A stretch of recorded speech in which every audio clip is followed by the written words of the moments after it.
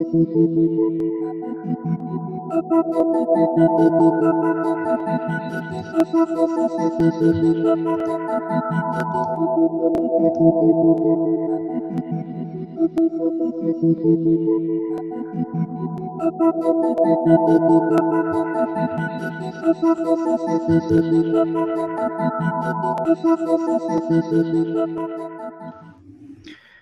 morning, everybody. Happy Monday. Hello, hello. This is Ardis Kadiu, founder and CEO of Element451.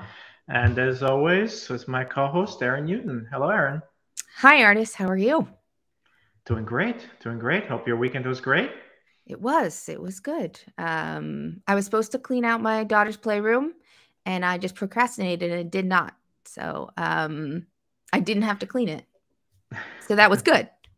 But I'll have to clean next weekend. That's great. With the fall weather, we've been having some incredible weather here in the southeast, I guess. Yeah, I don't know what this area is kind of called. It's not really the South. Yeah. So I'm here in Raleigh, North Carolina, and Erin is in Charlottesville, Virginia. It's fall already. It's looking great out there. So been doing a lot of outdoor activities. Erin, great sweater weather. Hopefully that's. Yeah, I'm just, sometimes you need a little extra poof in your sweater. Exactly. Or your polo. Well, yeah. I mean, I'm glad we're getting some longer sleeve polos. So hopefully I'll have those. I'll have those already.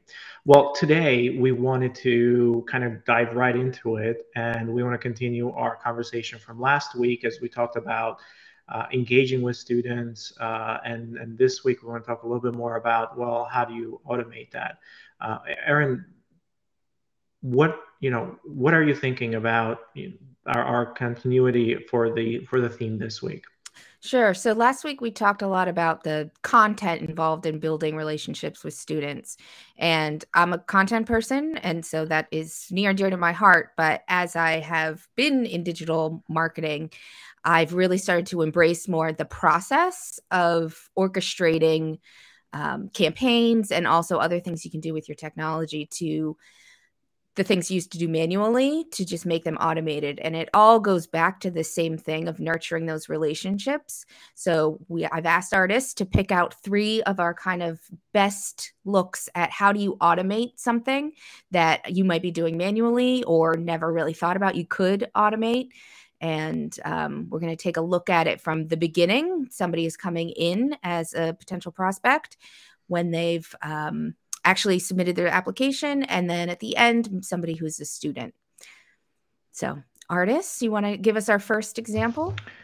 Yeah, no, absolutely. So one of the hardest things to do is as that student comes in and those students start filling applications, essentially what we've done in the past is that, there's been kind of emails sent out every so often to remind them, hey, here is some information that you're missing about the application. But the orchestration of moving that student along as part of the application process and those reminders are so important. And having a way to automate those becomes really, become essential, so to speak, in kind of having a system that will do that for you. So what we've done here in Element is that, yes, you can set up all of those reminders automatically. You can do them on your own. However, we put a pack together, and that's our application completion pack. So as the student comes into the application, as last week we saw, for example, the senior search campaign and kind of how that pushes the student towards starting that application. But now as the student comes in and they start that application, you still need to kind of engage with them and automate that process of pushing them through the application. And what we've done here is we've built some content that comes right out of the box, and we've kind of try to modify and try to essentially personalize a lot of this content to the school brand. So when that student goes through, they're now able to complete their application, and we're automating a lot of those components in there. So this particular pack, we've actually put in how many reminders? So there's about 5 reminder emails, actually 6, or no more than that. Oh, wow. We have about 7 different communications in here. And they're a combination of email communications and also email and SMS communications. But we'll take a look at how we're setting this up, because the orchestration, like Erin said, it's also just as important as the messages themselves. It's more of that ping component as well.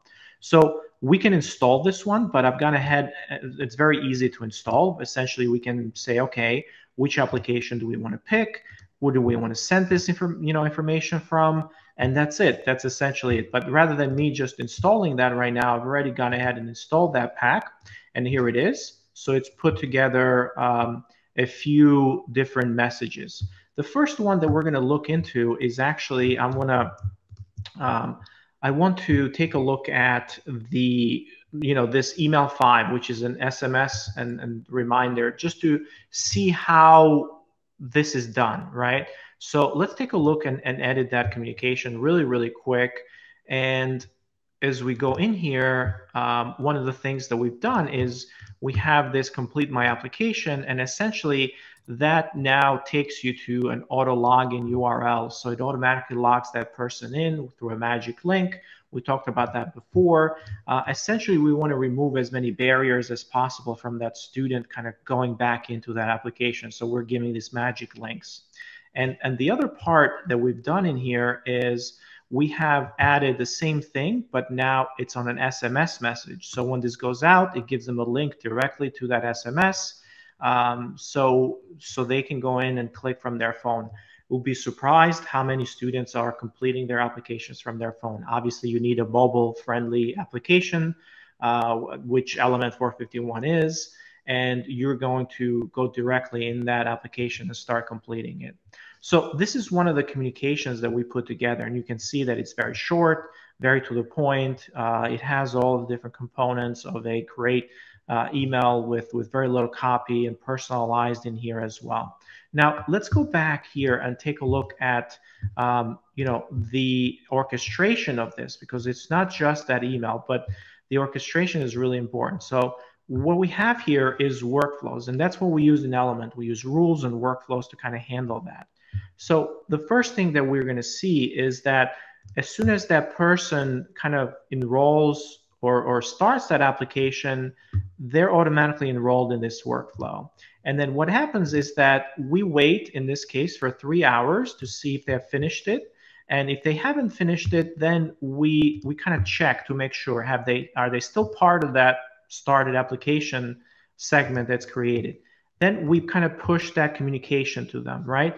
In the first one, we just send them that SMS message, which is really cool. It's like, hey, why don't you, we're here to help. Here's an SMS message. We're here to help. Go complete your application if you're not, or expect us to send you more reminders. We wait, a little bit longer. We wait another day, and the second day, if they still haven't submitted it, we now send that first email. We wait for a few more days. Day 7, we send them another message. Now, in this case, that email 2. Then we send an SMS 2 days later. Then we wait and we send another message. So essentially what we're doing here is we're staggering all those communications in kind of a best way possible that we have figured out in Element. So now without automation, this would be a total, manual process, right? So it's not that person enters enters that application flow, but then you have to schedule those communications one by one, or perhaps every day you have to send messages out. If you automate them a little bit, it will be, you'll have to manually kind of set up. And also, if you have different applications for that person might be enrolled in this in different. So one of the things that we've done in here is, for example, you can let that person overlap enrollment. So if they've started that application for one program or for one term, and now they started for another term, well, they're going to have parallel workflows going on at the same time for the different applications, which is great, right? Because they might be starting one today and another one tomorrow. So both of these things can be completely separate. All right. So that's one. Artist, I was just thinking about doing this manually. You would have to hire a person. If you think about how many students you have, how many messages, schedule them all out. Even if you had, and then what happens when somebody does finish their application? You don't want to. How are you going to keep track of who did that? And then, because you don't want to tell them, hey, complete your application after they just did, because then obviously it's not personalized. Exactly. Yeah, so my head kind of exploded thinking about that scenario. Yeah, especially when you're going 90 days out, right? Because as we know, sometimes, um, somebody is abandoning that application, but they might be coming back to it. So we've had scenarios like that where they're coming back, but you don't want to be a pest, right? So you want to kind of expand the timing as they lose intent there. All right, so that's on the application push. And like I said, one of the great things that we have here is that ability to have them the same flow, but you can have it for different applications. So they can be enrolled in multiple of these flows, application push flows, depending on how many applications they have going on at the same time, because they might be enrolling in different ones. And this is a unique feature right now for Element that we have in there, because it's, as we've learned, a lot more students are applying to different programs. Right. And this also reminds me of just kind of a corollary in other spheres of life is the abandoned cart emails, which I'm sure we're all very familiar with. And it really does make a difference. I know I will be like, oh yeah, I did mean to buy that. And it's just that reminder. People have busy lives. They're doing a lot of things, and students exactly the same. So sometimes they started and they just need that little nudge. Exactly. All right. So then continuing on that trajectory, what was the second one, Erin?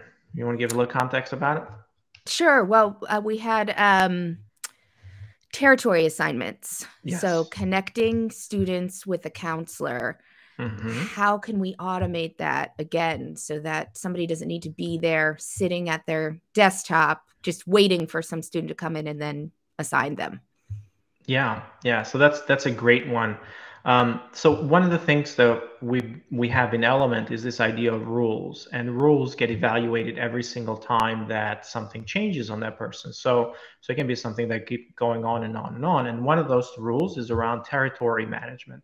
And to be completely transparent, one of the things that a lot of schools have, when you talk about territories, it doesn't mean that it's a physical space or it's a physical representation or a geographic representation. It just means that these are certain conditions that this person fits into, and we want to then have them be part of this particular kind of territory or this particular group of people that we're then going to assign to a person, so they can start managing those folks. So there's two parts to this. There's some schools that essentially a counselor equals a territory, and then there's other schools that have they have multiple territories kind of bubble up to a particular counselor, or a territory can be assigned to multiple counselors if it's big enough, right? So the separation of the assignment of the person and the territory is important. So we've done here, I'm showcasing one, and this is kind of SEMO, but they do a really good job at kind of setting these territories up. So they have all their territories, and they kind of have them based on rules. So as the person goes through, or as they kind of join certain segments, as they become active in certain segments, and kind of data changes, then they get evaluated every single time. In this case, then they have different segments that they kind of set up, and all those segments are around the way that they work are all around one of the things that we're showing you here is how I won't say complex, but how detailed these territories can be, right? You can have citizenship, you can have application types, you can have things like intended programs in high schools, for example, with different certain territories, or even addresses from different states. So all of these things can be part of that particular segment for that one territory that gets assigned. And then as part of those rules, they assign a particular territory to that rules. In this case, it's out of state, but they want to make sure that it's not just a prospective student that they're assigning, but it's also an applicant or so on and so forth. All right, so they have all this set up, and then the next thing is they're bubbling up that territory into, for example, now assigning a counselor based on those territories. So in here, they're essentially assigning a label based on if there is a territory, for example, for a specific area. But then as you go a little bit further along, you might have territories, multiple territories, right? Kind of fit into one counselor that it gets rolled up to. And this becomes really easy because then what you can do is essentially you can start automating this personalization for folks where you're coming in and you're saying, okay, how do we make an introduction? How do we automate the whole process? That person starts their application, they get pushed through the application. We want to introduce ourselves, counselors, but we want to do this in a personalized way. But rather than just every time somebody applies, if you have thousands and thousands of applications, how do you do that automatically? Here, we have an intro email that goes out that says, they've done an incredible job, right, to essentially personalize this. Nice to meet you, meet your counselor. And they have the team, but then what they've done is, what we see in here is that they have personalized it based on their counselor. So in here, they have segments, and essentially each one of those picks up who the counselor is. And then as we go through, we now have the ability to have different subject lines depending on different counselors, depending on preview text. We have the same thing in here. And as we go down to our kind of introductions, there is you're also having, for example, here, the ability to have a little personal information about that counselor. And of course, one of the other things here is to show the footer and kind of a nice little picture about it. So as the student, let's say, falls under Emily, we can now see that message is kind of personalized based on it. And this is all automated, right? So you can see how when the student comes in, based on certain criteria, they fall in, they get that email for the counselor, they can reply back to that, right? So they can, you see like how we're sending it from that counselor directly, they can reply back to it, and it goes into a conversation in Element, and then now we can start that one-on-one communication directly from there. So automated all the way without touching any, like set it up, set it and forget it. And of course, this is in our demo instance, so this is not the real live one. That's why you're seeing a lot of zeros in here. Hey, Ardis, so thinking about that, the setup, what if my school, we don't have a CRM and we don't really have a process in place to assign students, but we want to be doing this personalization? How difficult or easy is it to set something like this up for a school who wants to be moving in this direction? I mean, essentially what you're doing is it's going to be difficult because not only do you need to assign the territories, but that goes into a spreadsheet or goes into your basically your record or SIS or system that's managing all those students and those applications. And then you're assigning applications, you're assigning those students in there in somehow. But then what ends up happening is that once you assign it, then the person becomes responsible for the follow-up communication. So they might have a playbook externally, but they're sending all these messages from their own individual Gmail or their own individual kind of school email and so on, or using an external tool for SMS messages. So none of that is now connected back to that person record, to that student. So if it's not connecting back to that student, then you are not essentially getting any analytics, for example. You're not getting any of the insights on, hey, what did that student do? Who was the last one who communicated with that student, right? Around particular use cases or whatever. So you're not able to then automate more things later on. So Right. it's kind of it becomes really messy, right? Like when some of your data is somewhere else. Yeah. And it becomes messy for the student's view too, because they're talking to somebody at this stage, and then maybe they asked that person a question. Right. The next person to maybe they communicate with didn't even know about that exchange. And so on the student side, that messiness is very apparent. Exactly. Exactly. Yeah. But this It's the this same fixes student. it, you know? Yeah, exactly. It's the same student, and they should feel like they're working with the same person. So yeah, this can really help with that. Exactly. Exactly. And one of the things that we've done here as well is, as we have conversations in Element, we also have this notion of rules on conversations. So based on territory assignment, we can as something comes in and the address or the territory certain things and contains, for example, financial aid, so we can then assign that conversation to that exact person based on that as well, right? So we can kind of do further assignment or automation assignments here on those inbound rules. So conversations is going to be your most powerful component. This chat, live chat, one-on-one communication, but you need to be able to automate that as much as possible in order to, in order to handle, large amounts of students. And there's no way going back, right? I think this is really the way to go moving forward. Of course, you can start thinking about chatbots, and that's part of Element as well. It's like, how do I help that? How does that student help himself with certain intents in there? But you can see that, for example, in there, like you can actually do things like not just assign them to, but actually reply with a particular message, right? So I can reply with a message if they ask for, or if I know exactly they're asking for certain things, or it's between this time and this time, I can send them a message saying, hey, we're going to contact you back right away, or somebody is going to reach out on Monday, or we're off today, certain things like that. So all of that can be automated through here. I know we're running a little bit long today. We did have a third one for We current did. students.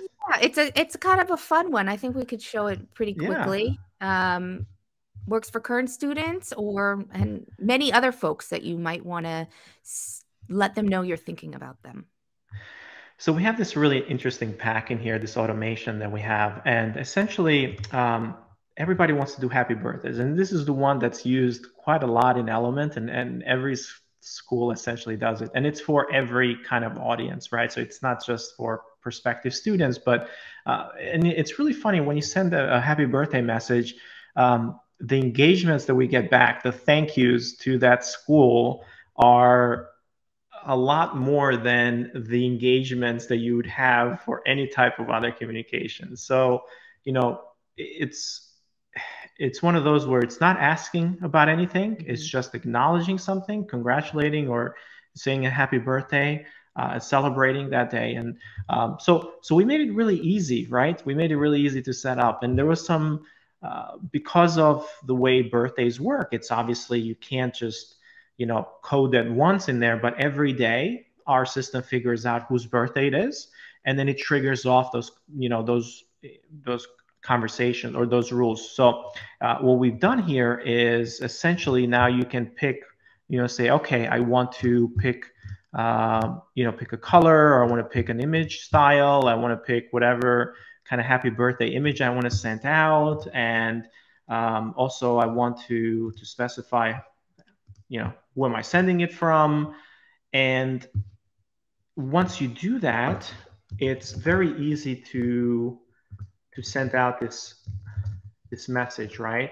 So once I install this, it becomes really, really easy to set out that message. So let's see what this puts together for us. It takes just a second, and let's go to that happy birthday SMS. Here we go. Here we go. So it picked that image, and it has now the from person. It then also has an SMS component. Let's go take a look at that. So there we go. So based on what we picked in here. So it just sends this out to that person. And let's go and take another look really quickly. Let me go here really quickly as I go to that history of the packs that I installed, because I want to take a look at the automation that it's set up. It's a very simple one, but essentially what we've done here is we have a trigger, like I said, every day or every, at 12 p.m. as soon as we figure out whose birthday it is in the system, we trigger this. So now you can set up a workflow or a rule to send out that message. And essentially what we're doing here is we're waiting for 6 hours because we want to set it up, at 6 a.m. Eastern. And then once we move forward, we send that message, and then we remove them out of the workflow, a week later, and that's it. So now they're ready to get another happy birthday next year. Great. Yeah, this is one of my favorites. It seems pretty simple, but it did take a little bit of engineering work on our side to get to be automated to check, every night whose birthday it is the next day. Yeah, and of course, then that birthday can be used for a lot of different things now. Those triggers, right? So absolutely. Yeah, yep. Exactly. Yep. So it's not exactly set it and forget it. I like to think of it. There's a lot of upfront work you have to do with the automation, but once you have it, it does become kind of a set it and watch it. Well, I mean, for we saw how easy it is to set that up, like with our packs. The setup process we've made really easy with packs, right? That's the whole point. Yeah. Other than that, once you set it up, then you're just forgetting it essentially, unless you want to update the content. Right. Or see how the engagement is. Make sure, exactly. Learn from it. See how you might want to tweak. Everybody, we've put in best practices as far as the sequences, but every school has a little bit of, difference with their audience, and it's easy enough. You go in, change number of days, and you're all set. Exactly. Everything is configurable afterwards. So you install it. Essentially what it does, it makes a copy. It injects all the variables for the school. It personalizes for the school, and then everything is kind of available to be edited furthermore if you need to change language, graphics, timing, like Erin said. Those are all available afterwards. Yep. So more time to actually communicate with students than, sitting at the desktop manually sending things out. Yeah. Of course, we never want to do anything. I mean, as an engineer, like I've said this before, it's like if I have to do something more than once, I'm going to automate it. So this goes back to that idea, right? And as we're seeing right now, one of the things that we're seeing is that there is a huge shortage in terms of the folks who are the counselors and kind of the admissions offices are seeing a huge shortage in kind of their staff as well. So rather than doing this, like the first thing that goes away is this niceties and this personalized kind of engagement and communication, which we know is so important. Right. So it's like, okay, it's really important, but I don't have enough staff to do it. So you fall even further behind. So that's something that we're trying to fix with a lot of the pre-built stuff in Element to make that a lot easier and set it and forget it. Sounds great. Thanks, Ardis, for showing these. These are some of my favorite packs, and I know our clients love these ones too, especially. So yeah, exactly. Thanks for giving us the tour. Well, thanks everybody. It was great being able to show you some of these things today. We'll come back next. I'm going to be at EDUCAUSE. We're going to be at EDUCAUSE. At Element will be there. EDUCAUSE is the technology conference for a lot of EdTech in higher education. And that's in Philadelphia this year. So we're going to be there Tuesday, Wednesday, and Thursday. If you happen to be around, stop by our booth and stop by our session, and kind of we'll chat in person. Otherwise, we will see each other back on next Monday. All right. Bye, everyone. Bye, everybody.